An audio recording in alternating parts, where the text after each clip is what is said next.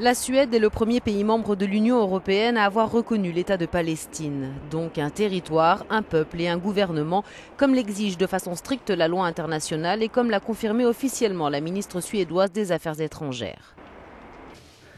Aujourd'hui, le gouvernement suédois a décidé de reconnaître l'État de Palestine. Mais les raisons de cette reconnaissance sont aussi politiques que pragmatiques. Nous avons assisté, dit-elle, à une escalade de la violence dans les colonies, à Jérusalem et en Cisjordanie. Et nous avons vu en 6 ans 3 guerres à Gaza. Nous avons également observé une radicalisation de nombreux jeunes gens qui n'ont que 2 choix, soit accepter la situation telle qu'elle est, soit adopter des méthodes violentes. C'est en réalité la Grande-Bretagne qui lance l'impulsion, même si plus modérée quelques jours auparavant. Mi-octobre, les députés britanniques adoptent une motion appelant à 274 voix contre 12 leur gouvernement à reconnaître l'État de Palestine. Un vote qui reste cependant symbolique et n'engage pas le gouvernement de David Cameron. Une abstention, 2 voix contre et 319 pour, le Parlement espagnol suit la même ligne courant novembre. À la tribune du public, la délégation palestinienne laisse exploser sa joie.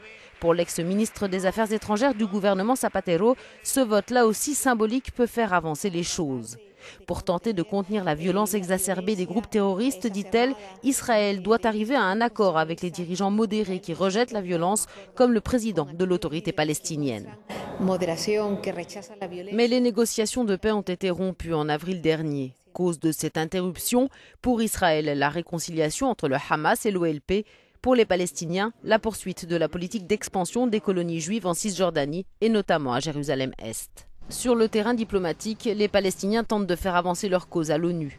La Ligue arabe a mandaté la Jordanie, membre non permanent du Conseil de sécurité, afin qu'elle présente une proposition de résolution sur la reconnaissance d'un État palestinien dans les frontières de 1967, avec comme capitale Jérusalem.